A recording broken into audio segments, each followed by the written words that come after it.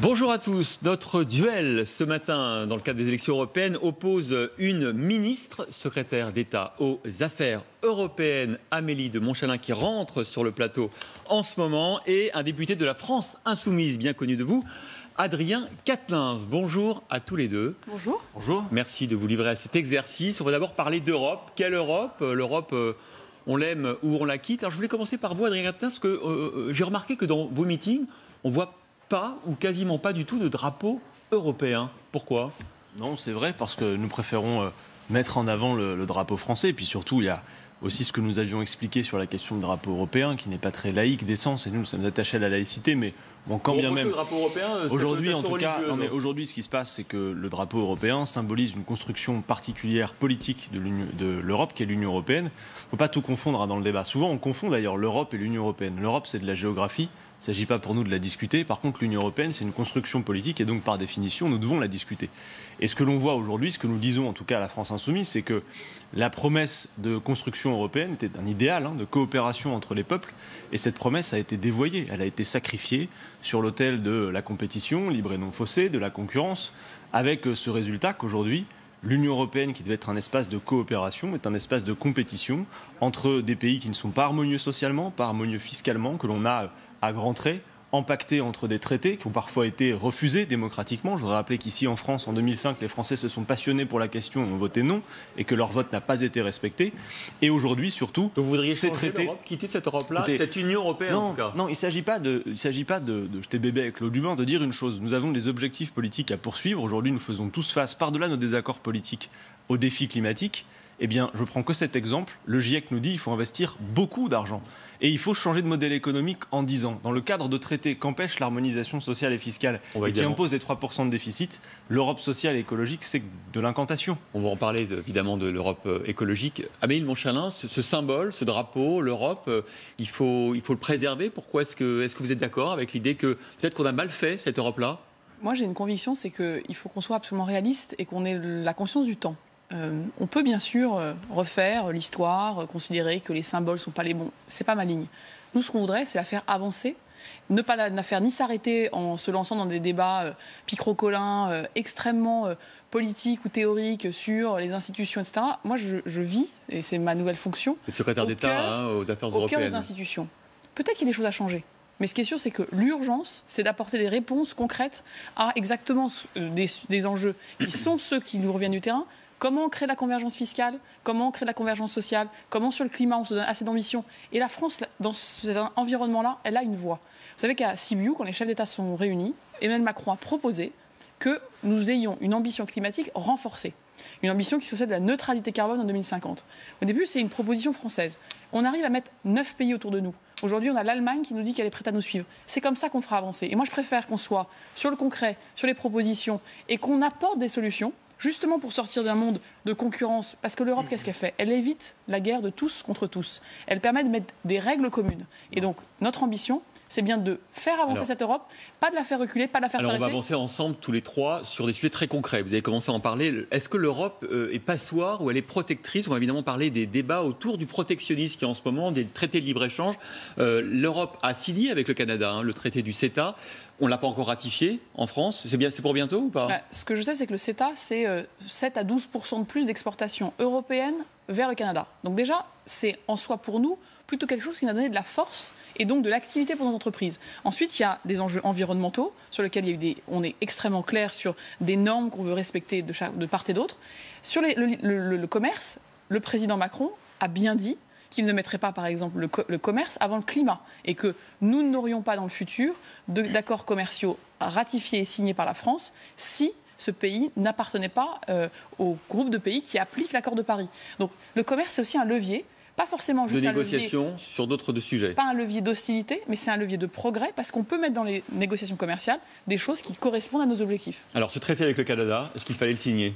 D'abord non, dans la mesure où le simple fait de le signer foule aux pieds les engagements qui avaient été pris lors de la COP21. Il faut le savoir, c'est un traité qui est climaticide, parce que ce que ne dit pas Amélie de Montchalin, c'est que bien évidemment les échanges augmentant, les émissions de gaz à effet de serre aussi, et qu'il y a donc une vraie contradiction. Mais d'ailleurs, je veux pointer le fait que dans cette campagne européenne, ça fait 10 mois que nous sommes en campagne, avec un programme que nous mettons en circulation, c'est exigeant, c'est pas un programme qui arrive une semaine avant l'élection comme un cheveu sur la soupe. Oui, mais là je parle de votre programme européen. Mais surtout, entre le programme que défend Madame Loiseau au niveau européen et ce que fait M. Macron au niveau national, il y a plein de contradictions. C'est bien ça le problème. Regardez, Madame Loiseau nous dit, on va mettre une taxe carbone aux frontières de l'Europe. Et dans le même temps, M. Macron valide, sans que le Parlement d'ailleurs n'ait à se prononcer là-dessus, l'accord de libre-échange avec le CETA. Madame Loiseau nous dit, on veut faire en sorte de lutter contre les paradis fiscaux. Mais la France s'est opposée à ce que l'Irlande et le Luxembourg entrent dans la liste des paradis fiscaux. Madame Loiseau nous dit, elle veut concourir à l'égalité entre les femmes et les hommes. La France s'est opposée au niveau européen à l'amélioration du congé parental. On a comme ça toutes sortes de contradictions. C'est un très bon point.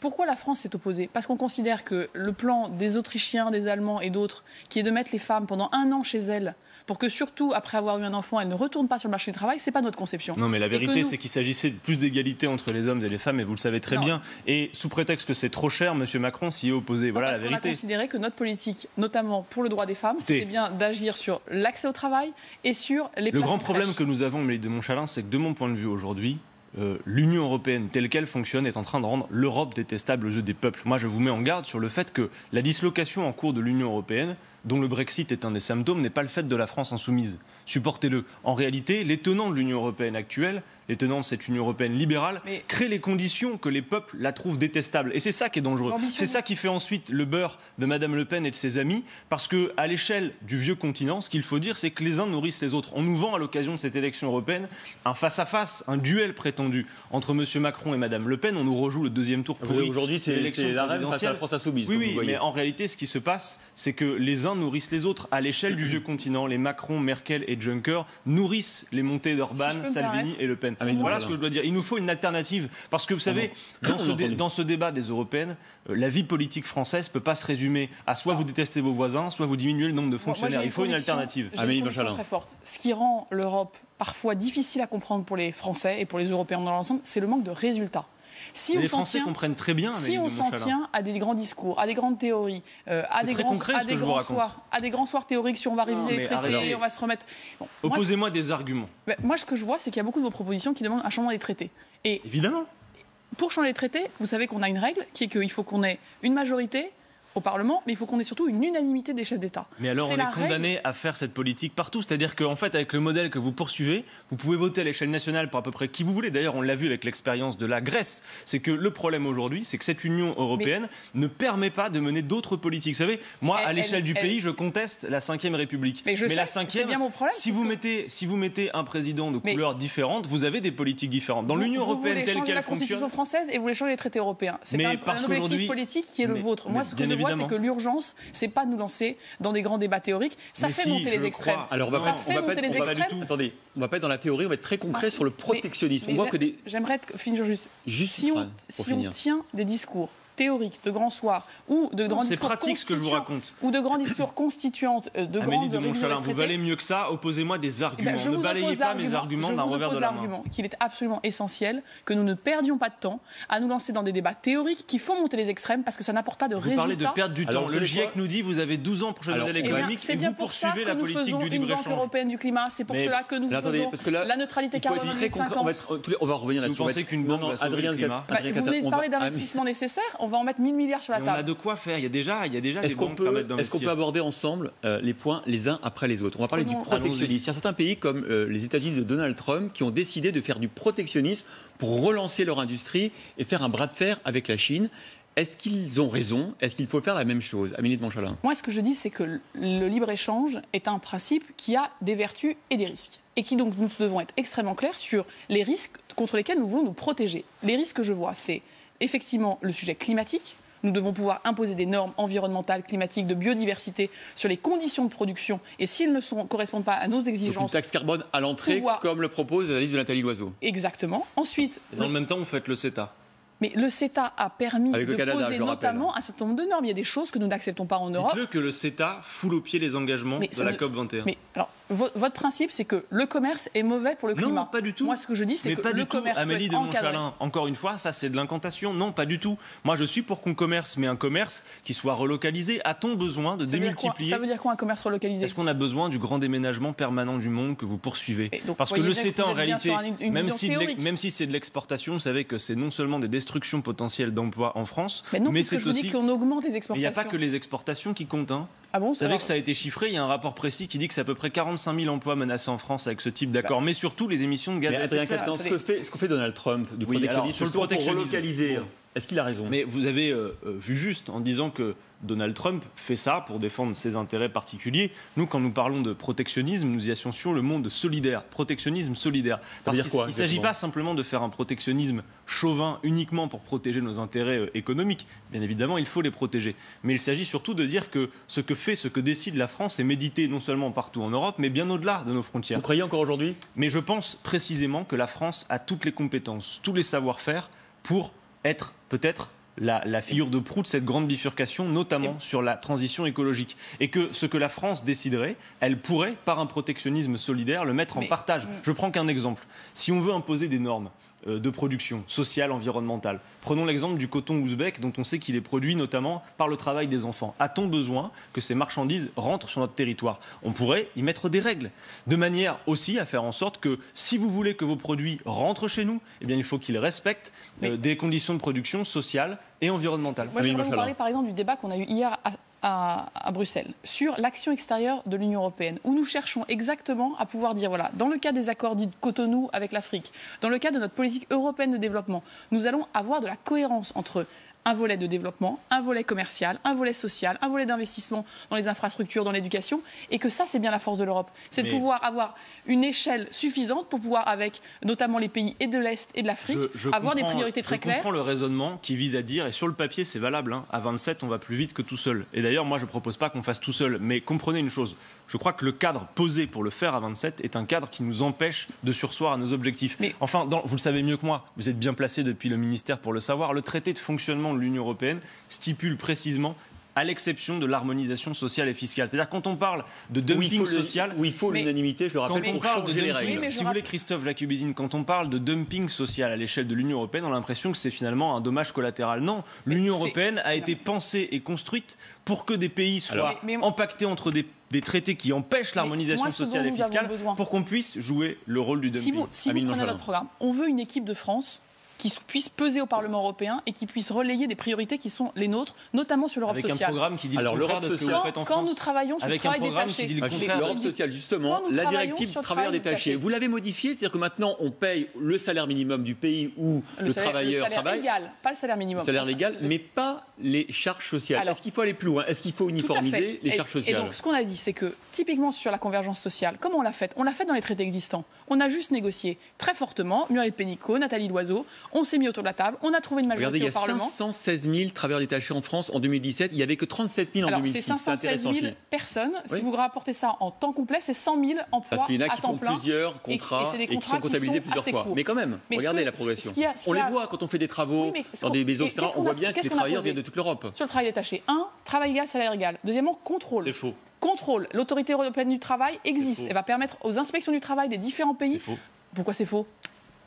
L'autorité européenne du travail va permettre aux inspections du travail... Travail égal, salaire égal, c'est faux et vous le savez. Vous êtes suffisamment doué en économie, je le sais, pour savoir que c'est en 2020, travail égal, salaire égal. Ensuite, on travaille sur les charges. On veut travailler sur les droits sociaux, Arrêtons-nous à cet instant.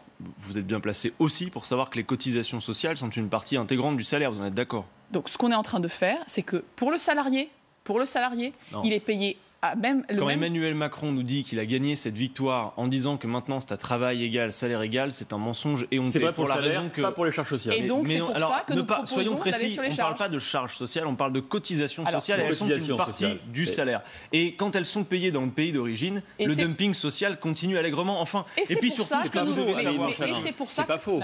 Sur notre liste aux élections européennes, sur la liste de la France insoumise, il y a Madame Marina Mesure, qui est spécialiste de ces questions organisation qui a passé tout son temps sur le terrain au niveau du travail d'achat. L'essentiel des contrôles nous montre que la fraude est légion en la matière. Et vous avez des salariés, je prendrai juste cet exemple, qui ont été détachés sur le chantier du terminal méthanier de Dunkerque depuis l'Italie où ils n'avaient jamais mis les pieds alors qu'ils sont roumains.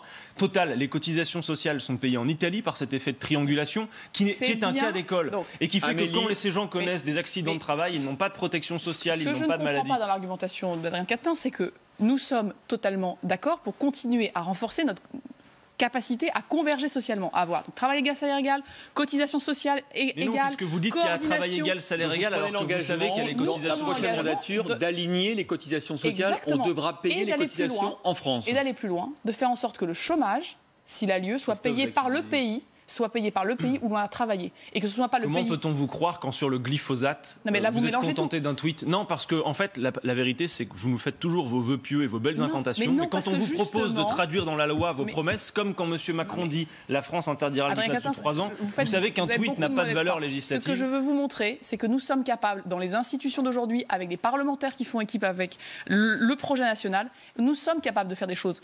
Moi, je crois que l'Europe, elle est démocratique. Vous envoyez des députés, ils seront légitimes, ils auront une voix.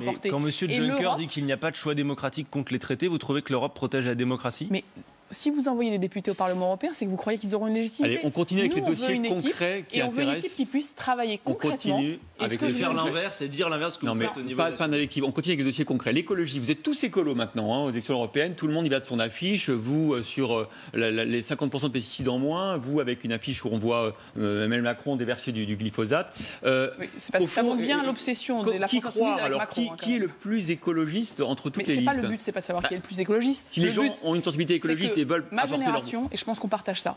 Les gens qui ont aujourd'hui 18, 25, 30 ans, 35 ans, ils savent qu'ils vivront dans un monde qui peut être face à une énorme catastrophe environnementale, climatique et collective. Donc la conscience est là, elle est partagée, c'est une bonne chose. Personne n'a le monopole de l'écologie. Tout le monde sait très bien que nous devons produire notre électricité différemment, produire notre alimentation différemment, transporter, commercer. Je divise par 2 le nombre de pesticides, vous dites sur votre affiche. On peut vous croire ça aussi ou pas? Mais bien sûr qu'on peut nous croire. Comment on va le faire? On ne va pas le faire par des invectives et par des discours. On va le faire en accompagnant les agriculteurs. Alors pourquoi on a Jérémy de Serre à l'Assemblée le fait qu'on continue à en produire, à en exporter? Mais pas le glyphosate. Vous pas mélangez... le glyphosate, mais d'autres pesticides. Et le glyphosate, il est encore autorisé pour 5 ans. Et à l'issue des 5 ans, rien ne dit qu'il sera interdit. Il a mis jusqu'en 2021. Écoutez, après, il n'y aura plus de mise sur marché. marché. Ce que je voudrais vous dire, vous avez raison de dire que notre génération est mise au pied du mur. C'est vrai. Par-delà nos désaccords politiques, ce défi, nous allons devoir le relever. Maintenant, la question sur laquelle nous divergeons profondément, c'est sur la méthode. Moi, je ne suis pas scientifique, a priori vous non plus. Le GIEC nous dit vous avez 12 ans. Pas pour verdir un peu le programme de M. Macron, pour changer de modèle économique. Et surtout pour éviter que ce soit irréversible. Et surtout, mais oui, parce que sinon, ça veut dire que dans 12 ans, nos programmes politiques vont plus se soucier de la relance de l'activité par l'écologie comme nous le proposons. Ce sera des programmes politiques, on va devoir savoir de quelle composition vont être faits les bateaux sur lesquels on va éviter de se noyer. Voilà la vérité. Donc moi, je veux vous dire une chose, c'est qu'aujourd'hui, le plus frustrant, c'est que les compétences techniques existent. On saurait faire la transition écologique. Les brevets existent. On saurait faire la transition agricole. Plein d'agriculteurs savent se passer de ce modèle intensif en chimie. La réalité, c'est que quand le GIEC nous dit il faut investir 2100 milliards de dollars à l'échelle de la planète, vous ne pouvez pas le faire dans le cadre de traités qui ne visent que les 3%. Je ne comprends pas. Donc c'est de l'incantation en réalité. Et vous, en même temps, vous dites qu'il faut faire l'écologie, mais vous signez le CETA. Vous dites qu'il faut interdire le glyphosate, mais vous l'empêchez dans la loi. C'est bourré de contradictions. Il nous faut la règle verte et la planification écologique. Une dernière question, parce que vous l'avez évoqué sur le cas des migrants qui traversent la Méditerranée ou nos frontières. Qu'est-ce qu'on en fait concrètement? Est-ce que quand il y a un bateau qui arrive, on continue avec le système des quotas européens? Quelle est la position? La position, elle est la suivante. Le droit d'asile est une caractéristique fondamentale de ce qu'est le projet européen depuis qu'il existe. Et pour les migrants économiques? Pour les migrants économiques, nous devons nous organiser pour que les compétences dont nous avons besoin en Europe puissent être offertes à des personnes qui viennent de l'extérieur. Et si ce n'est pas le cas, que nous soyons extrêmement capables d'organiser les flux migratoires économiques. Sur le droit d'asile, et donc sur les bateaux qui arrivent, que nous puissions protéger, accueillir dans des conditions décentes, bien meilleures qu'aujourd'hui, tous ceux qui doivent chercher protection en Europe. Et que sur le reste, on soit capable d'avoir des frontières où nous puissions contrôler les flux, puisqu'il y a des métiers et des emplois qui sont ouverts et sur lesquels nous avons besoin de personnes qui viennent travailler. Et nous avons d'autres. Et là, c'est là où j'en reviens à mon point, il faut absolument que l'Europe soit beaucoup plus intensivement engagée pour le développement, pour aussi que l'activité économique dans les pays d'origine soit bien meilleure, pour que les personnes puissent rester dans leur pays et y avoir un avenir décent avec un revenu, une éducation et la capacité d'avoir leur famille. Mais c'est aussi fait la loi asile-immigration qu'enfermer des gamins en centre de rétention. Bref, encore une fois, c'est une contradiction. Moi, je veux résumer les choses sur la situation des migrants. D'abord, dire une chose, quand Mme Le Pen nous vend la submersion migratoire, elle ment pour la raison qu'il n'y a pas de submersion compte tenu des proportions. Et d'ailleurs, l'essentiel des migrations se font entre pays du Sud et il n'y a pas de migration sud-nord essentiellement. Ensuite, dire une chose, c'est que le principal problème n'est pas que les gens arrivent chez nous, mais qu'ils soient obligés, contraints et forcés à quitter leur pays d'origine et que nous avons des responsabilités. Oui, mais dans le même temps, quand on développe un modèle qui est issu du libre-échange, ça pose quand même question. Non, on développe un modèle qui est un libre-échange organisé. Les gens fuient leur pays pour essentiellement 3 facteurs. Les accords commerciaux inégaux, les guerres et les conflits, raison pour laquelle il faut construire la paix et nous pensons qu'il faut sortir de l'OTAN. Et c'est pour ça que nous voulons construire une défense européenne. Et enfin, bien évidemment, la question du changement climatique. Aujourd'hui, ce sont 67 millions de personnes à l'échelle de la planète qui sont poussées à quitter leur pays pour toutes ces raisons. D'ici à 2050, si on n'indique pas le changement climatique, ce sont 250 millions de personnes. Et l'Europe est incapable d'organiser le devoir d'humanité que nous avons avec des règles claires qui permettent de répartir les forces. On est très en retard déjà. Merci à tous les deux. C'était un débat passionnant.